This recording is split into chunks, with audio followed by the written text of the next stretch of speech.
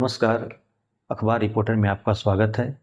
अभी हाल फिलहाल में कुछ ही दिन हुए हैं, त्रिपुरा में हमारे गृह मंत्री और कुछ राइवल्स ग्रुप जो होते हैं, मुख्यतः दो राइवल ग्रुप हैं, उनके बीच में एक समझौता हुआ है। और समझौता कितना कारगर होगा, आगे भविष्य में इसकी क्या कितना आगे बढ़ पाता है, इसके बारे में तो अभी मैं भविष्य में कुछ भी बोलना ठीक नहीं होगा। लेकिन त्रिपुरा एक पहेली बन चुकी है हमारे लिए। त्रिपुरा क्या है, त्रिपुरा की क्या कहानी है, क्या इतिहास है, इसके बारे में हमें जानने की ज़रूरत।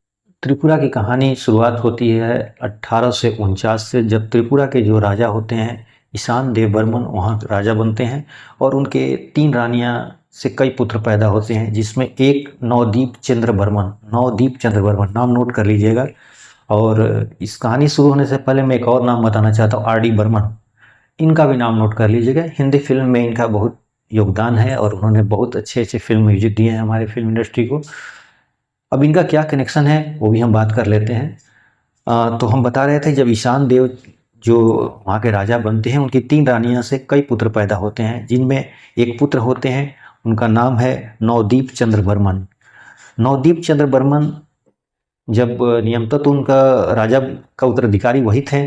1862 में जब राजा की मृत्यु हो जाती है, और लेकिन नवदीप जी राजा नहीं बन पाते हैं। राजा बनते हैं उनके छोटे भाई वीर सिंह माणिक्य। वैसे तो चाचा भतीजे में संबंध अच्छा था, लेकिन कुछ मन में खटास आ जाती है और वो छोटे भाई जो होते हैं नवदीप, वो अगरतला छोड़कर कोमिला शिफ्ट हो जाते हैं। कोमिला अभी जो बांग्लादेश में है, वहाँ पर वो संगीत पर अपना ध्यान, उन्हें संगीत का शुरू से ही रुचि थी। संगीत में वो बहुत अच्छे सितार बजाते थे और उनके पिता जो ईशान देव थे वो भी बहुत सहयोग करते थे। लेकिन जब ईशान देव की मृत्यु हो गई, उनका चाचा राजा बन जाते हैं, तो फिर वो अगरतला छोड़ के कोमिला चले जाते हैं। कोमिला अभी बांग्लादेश में है, वहाँ चले जाते हैं और फिर वहीं पर अपना संगीत पर ही सारा ध्यान देते हैं। एक मशहूर सितार वादक बनते हैं और उनका नाम एन डी बर्मन के नाम से मशहूर हो जाते हैं। फिर कहानी आगे बढ़ती है। इनका एक पुत्र जन्म होते हैं, उनका नाम था सचिन देव बर्मन। सचिन देव बर्मन फिल्मी दुनिया जो हमारा बॉलीवुड है उसका एक मशहूर नाम है। और उन्हीं के पुत्र आर डी बर्मन, जो अब उनका नाम बताने की, दोनों लोगों का नाम बताने की कोई ज़रूरत नहीं, फिल्म इंडस्ट्री में बहुत अच्छे इनका योगदान रहा है। 1947 में जब देश आज़ाद हुआ तो देश में अलग अलग तरीके के दंगे फसाद होने लगे। पूरे भारत में, बंगाल भी, जो बांग्लादेश है, पहले वो पूर्वी पाकिस्तान हुआ करता था, उससे पहले वो भारत का ही हिस्सा था, तो वहाँ पर भी दंगे फसाद होने लगे और इसका असर त्रिपुरा पर भी पड़ने लगा। कुछ इस्लामिक संगठन इसमें एक्टिव होने के लगे कि त्रिपुरा को भी हम लोग पाकिस्तान में मिला लिया जाए। इसी में एक मशहूर नाम था, उसका नाम था अंजुमन इस्लामिया। इनके जो जो प्रमुख थे, उनके जो हेड थे, उनका नाम था अब्दुल बारिक। वो मुस्लिम लीग के सहयोग से यहाँ पर कुछ ना कुछ उपद्रव कराना चाहते थे ताकि उसे वो पाकिस्तान में मिलाया जा सके। लेकिन उनका मंसूबा उस समय फेल हो गया जब इसमें महारानी कंचन प्रभा देवी इसमें आगे बढ़ जाती हैं और सारा खेल को पलट कर रख देती हैं। मैंने इस्लामिया के जो लीडर अब्दुल बारिक थे, वो राजघराने में एक साजिश करा देते हैं और ये साजिश कराने में उनका सहयोग देते हैं राजघराने के एक सदस्य होते हैं, उनका नाम था दुर्जय किशोर। दुर्जय किशोर भी राजा बनना चाहते थे और इनको सहयोग मिल रहा था मुस्लिम संगठन अंजुमन इस्लामिया से, जिसके प्रमुख थे अब्दुल बारिक। अब इस तरह एक पूरा का पूरा राजभवन, राजघराना जो था, एक साजिश का अड्डा बन चुका था। कंचन प्रभा देवी जो थी उसको पूरी तरह से रोकने की कोशिश में लगी हुई थी, क्योंकि राजकुमार जो थे बिल्कुल अभी नाबालिग थे। खैर, आगे कहानियाँ बढ़ती हैं। उन्होंने अपना सीधा संपर्क किया सरदार पटेल से। सरदार पटेल के आने के बाद कहानी बिल्कुल उल्टी हो गई। पाकिस्तान को लगा कि उसके मंसूबा पूरी नहीं हो पाएंगे। फिर सब जानते हैं थे कि सरदार पटेल क्या चीज़ थे। तो फिर 1947 में जब देश हमारा आज़ाद होता है, तो एक पूरे देश में अलग अलग तरीके के दंगे फसाद होने से तो त्रिपुरा भी इससे बचा हुआ नहीं था। त्रिपुरा में भी हालात गंभीर होने लगे। त्रिपुरा में भी मुस्लिम लीग और एक इस्लामिक संगठन था, उसका नाम था अंजुमन इस्लामिया का लीडर, उनका लीडर जो थे उनका नाम था अब्दुल बारिक। वो त्रिपुरा को पाकिस्तान में मिलाने की पूरी तरह से कोशिश में थे। वो चाहते थे कि पाकिस्तान में त्रिपुरा मिल जाए। इसके लिए मुस्लिम लोग लीग का भी उनका बहुत अच्छा सहयोग था, उनको सहयोग मिल रहा था इसका पूरी तरह से। त्रिपुरा इतना जो छोटा दिखाई देता वो इतना छोटा था नहीं। त्रिपुरा इससे 3 गुना बड़ा था 1947 से पहले। त्रिपुरा 3 गुना बड़ा था। अब एक इसके पीछे हम लोग हिस्ट्री पर थोड़ा जाना होगा, थोड़ा सा हम लोग त्रिपुरा के हिस्ट्री और भी ये करते हैं। त्रिपुरा के इतिहास की कहानी हमें किताब जो है उसका राजमाला से मिलती है। इतिहासकारों का मानना है कि नॉर्थ ईस्ट 3 प्रमुख रियासतों में से एक था, हुआ करता मणिपुर, कूच बिहार और त्रिपुरा। जो नॉर्थ ईस्ट के प्रमुख रियासत हैं जिसमें त्रिपुरा बीच में था। एक तरफ मणिपुर था, दूसरी तरफ बंगाल और तीसरी तरफ असम था। यहाँ अहोम शासकों का शासन था असम में।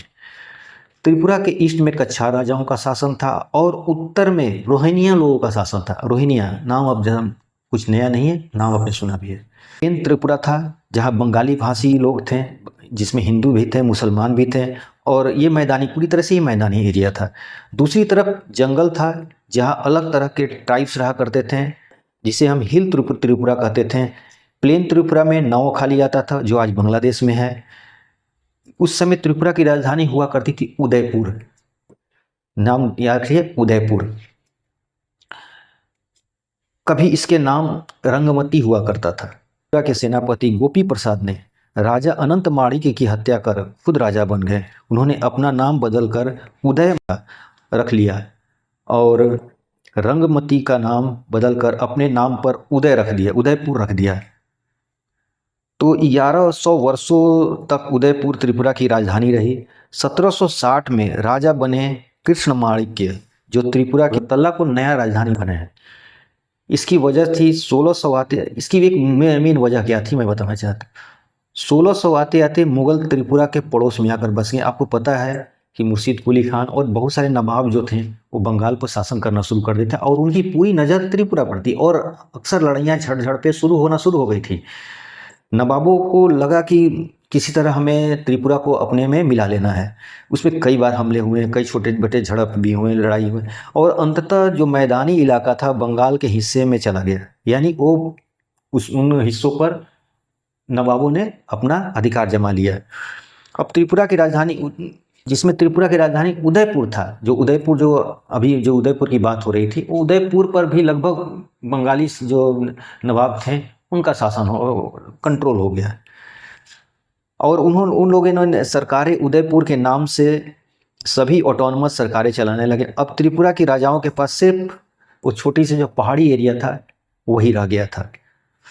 1757 में बंगाल के नवाब सिराजुद्दौला जो पलासी की लड़ाई हार जाता है। कहानी यहाँ से फिर पलटती है।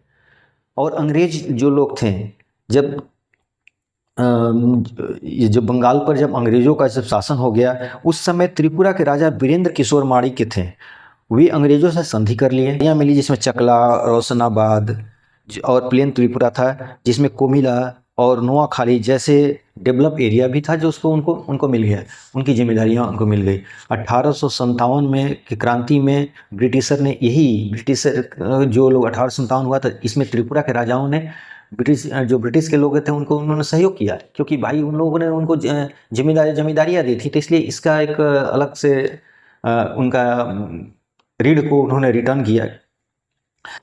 1857 में जो सिर्फ दिल्ली मेरठ में नहीं, चिटगांव में भी जबरदस्त बगावतें हुई थी। वहाँ कई बार अंग्रेजों से के और वहाँ के लोकल के जो सैनिक थे उनसे झड़पें हो रही थी। एनडी बर्मन तो गाने बजाने में लग गए थे। और वीरचंद माणिक्य जब राजा बन गए तो वीरचंद माणिक्य को भी ये लोग इनकी फैमिली शुरू से ही कला से जुड़े हुए थे इन लोग।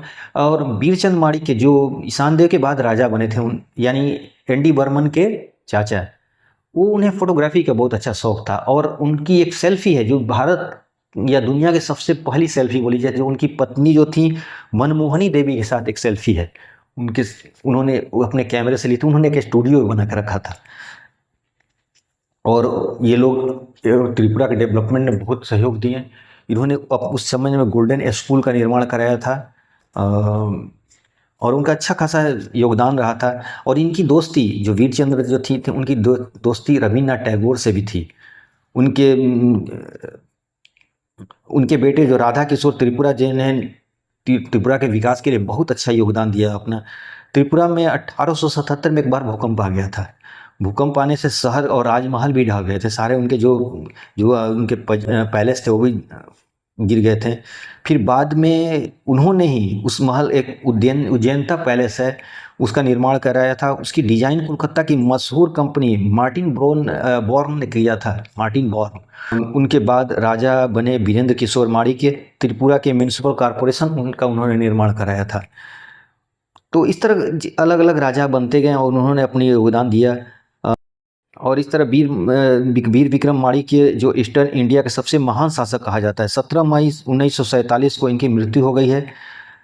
फिर राजा किरीट विक्रम जो भी बच्चे थे उनको राजा बनाया जाता है, और यहाँ से फिर पूरा महल साजिशों के बारे में की कहानी शुरू हो जाती है। जैसा मैंने आपको पहले ही बताया है, पूरे के पूरे महल में साजिश, लफड़े, आपस में खींचातानी की माहौल शुरू हो जाता है, और त्रिपुरा का पूरा कहानी यहाँ से ये हो जाता है। एक बात और बताना चाहता हूँ, 1947 में जब रेडक्लिफ ने त्रिपुरा का जो नोआखाली था और टिपोरा जिला को ईस्ट पाकिस्तान को दे दिया था। मुस्लिम लीग के दबाव में रेडक्लिफ ने चिटगांव की पहाड़ियाँ इलाका भी पाकिस्तान को दे दिया था, जहाँ की 97% आबादी जो थी बौद्ध थी। उन पर ज्यादतियाँ होने लगी, दंगे फसाद होने लगे। तो अब ये लोग भागकर फिर अगरतला के पास आ गए, त्रिपुरा आ गए, और 28 अप्रैल 1947 को राजा ने त्रिपुरा को भारत में विलय करा दिया। लेकिन उसी समय उनकी मृत्यु हो गई। मृत्यु होने के बाद पूरा माहौल जैसा जो साजिश वाला था, राजकुमार अभी बच्चे ही थे, और दुर्गेदेव किशोर जो उनका सौतेले भाई थे वो अलग पाकिस्तान के साथ मिलकर अपना अलग साजिश रच रहे थे। तो पूरा का पूरा ये जो साजिशों का मैं गेड़ू मियाँ, जिसको अब्दुल बारी उनका नाम था, गेड़ू मियाँ कहलाते थे, वो जमात इस्लामिया के जो अपना संगठन चला रहे थे, वो भी अपना साजिश में किसी तरह त्रिपुरा को पाकिस्तान में मिलाना चाहते थे। तो ये सब चल रहा था। लेकिन इसी बीच त्रिपुरा काउंसिल ने एक नोटिफिकेशन जारी कर दिया कि जो महाराज की मृत्यु हो चुकी है 11 जून को, उससे पहले 11 जून को ही महाराज ने भारत में विलय की अपना घोषणा कर चुके हैं। ये नोटिफिकेशन जारी हो गया। और तब सरदार पटेल जो थे, जो वहाँ के असम के गवर्नर थे, उनका नाम था अकबर हैदरी, उनको उन्होंने भेजा कि भाई जरा त्रिपुरा पर और मणिपुर के जो हालात हैं उन पर जरा नज़र रखिए। महारानी को शिलोंग शिफ्ट करा दिया, और 5 अक्टूबर 1949 को त्रिपुरा पूरी तरह से भारत में मिल गया, और 1972 में ये पूर्ण राज्य बन गया। तो इस तरह एक त्रिपुरा की छोटी सी कहानी थी, और जो आपको मैंने बताया, और उम्मीद है कि हमारे साथ आप बने रहे, तो मैं पूर्वोत्तर की और भी कहानियाँ आपको बताऊंगा। तो बने रहिए।